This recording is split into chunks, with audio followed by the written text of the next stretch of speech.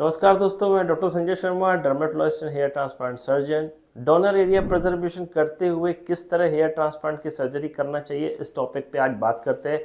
तो दोस्तों, जनरली देखने में आता है कि अगर एंडोजेनेटिक एलोपेसिया है, मतलब एक पैटर्न बाल्डनेस है, तो वो विद द एज धीरे धीरे धीरे बढ़ते चली जानी है। यानी पहले हेयर लाइन रिसीड होगी, फिर मिडिल स्कैल्प, फिर क्राउन।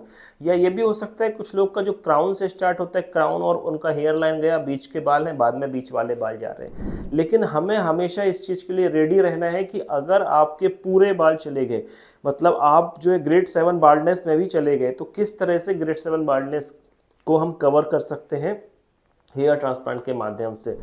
तो इसको दोस्तों इस तरीके से समझिए कि जो एक मतलब हेल्दी डोनर एरिया होता है, यानी हमारा बैक ऑफ स्कैल्प के हेल्दी वाले बाल जो कि हमारे कभी नहीं जाने वाले हैं, वो वाले बेल्ट में जनरली देखने में आता है कि 10,000 तक मैक्सिमम ग्राफ्ट होते हैं। किसी में 11,000 12,000 हो सकते हैं, किसी में 7-8,000 हो सकते हैं। तो उसमें एवरेज आपके पास 10,000 ग्राफ्ट है और डोनर एरिया का लुक खराब ना हो, इसके लिए कम से कम वहाँ 4,000 से 5,000 ग्राफ्ट आपको छोड़ने पड़ेंगे।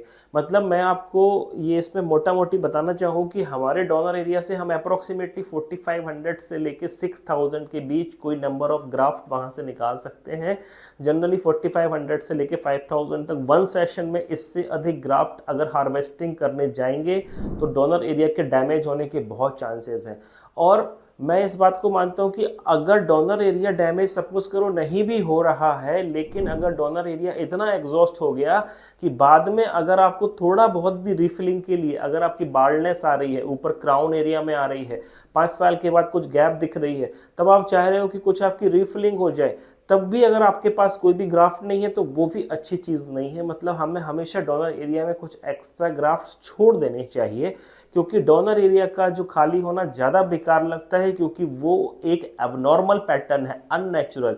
जो भी पैटर्न में आपके सिर पे बाल रहे हैं, लेकिन अगर वो नेचुरल पैटर्न में है जो कि कॉमन पब्लिक में देखने में मिलते हैं, तो वो फिर ऑड नहीं लगता है, यानी लोग आपको पलट पलट के नहीं देखेंगे। तो जब भी हम हेयर ट्रांसप्लांट कर रहे हैं तो अपने डॉक्टर के साथ हमें इस चीज को जरूर डिस्कस करने हैं कि क्या आपकी ग्रेड ऑफ बाल्डनेस में इतनी ग्राफ्ट रिक्वायर्ड है या उससे कुछ और कम ग्राफ्ट में भी काम चल सकता है। अगर हमें ग्राफ्ट को रिड्यूस करना है तो क्या हम अपनी हेयर लाइन को थोड़ी सी ऊपर ले सकते हैं, क्या हम फोरहेड को बड़ा रख सकते हैं ताकि वो सुंदर भी दिखे, बाल्ड भी ना दिखे और उसमें कम ग्राफ्ट यूटिलाइज हो। बहुत बार देखने में आता है कि पेशेंट को जानकारी नहीं होती है, इसलिए वो हमें इस चीज के लिए जिद करते हैं कि उनकी हेयर लाइन नीचे रख दी जाए।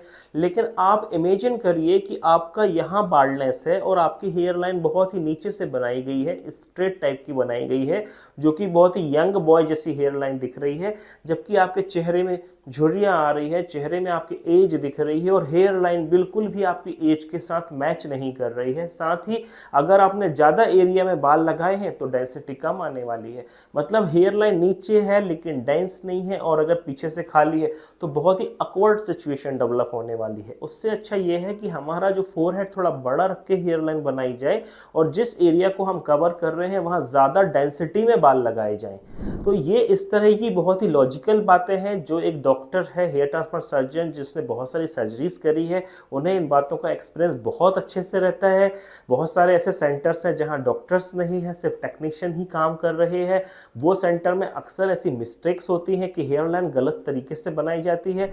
रॉन्ग हेयर लाइन डिजाइनिंग या ग्राफ्ट जो आपका निकाला गया है डोनर एरिया से, उसमें अगर जो ओवर हार्वेस्टिंग करी गई है और वो ग्राफ्ट को अगर एक प्रॉपर तरीके से डिस्ट्रीब्यूट करके नहीं लगाए गए हैं, तो जो हमने एक अच्छे लुक के लिए हेयर ट्रांसप्लांट किया था वही हमारे लिए एक मतलब डिप्रेशन का भी कारण बन सकता है। कई पेशेंट आज ऐसे हैं कि हेयर ट्रांसप्लांट के बाद ज्यादा डिप्रेशन में है, डिप्रेशन की मेडिसिन ले रहे हैं क्योंकि उनका हेयर ट्रांसप्लांट प्रॉपर तरीके से नहीं किया गया। तो आपके हेयर ट्रांसप्लांट में एक प्लानिंग का बहुत बड़ा रोल है, जिसमें आपको और आपके डॉक्टर को मिलकर प्लानिंग करनी है कि कितने ग्राफ्ट और कहां से लगाए जाएं कि आपके लिए बेस्ट सूटेड रहे। सबसे पहले एक एक्सपीरियंस डॉक्टर चूज करिए और फिर उस डॉक्टर के साथ डिस्कस करिए। डॉक्टर के पॉइंट्स को भी आप सुनिए और आपके पॉइंट्स को भी डॉक्टर जरूर सुनेंगे। और इस तरीके से जब हम हेयर ट्रांसप्लांट करते हैं वंडरफुल रिजल्ट्स आते हैं। हमारे सेंटर में आज तक एक सिंगल भी केस ऐसा नहीं है जिसमें डोनर एरिया खराब हुआ हो या हेयर लाइन अच्छी ना आई हो। तो इस तरह के अच्छे रिजल्ट्स को देखने के लिए जुड़े रहिए, सब्सक्राइब करिए हमारे चैनल को, और अगर आप प्लान कर रहे हैं तो एक बार व्हाट्सएप पे हमसे कनेक्ट करिए। We will tell you how many grafts you need and how we should distribute them. Thank you so much.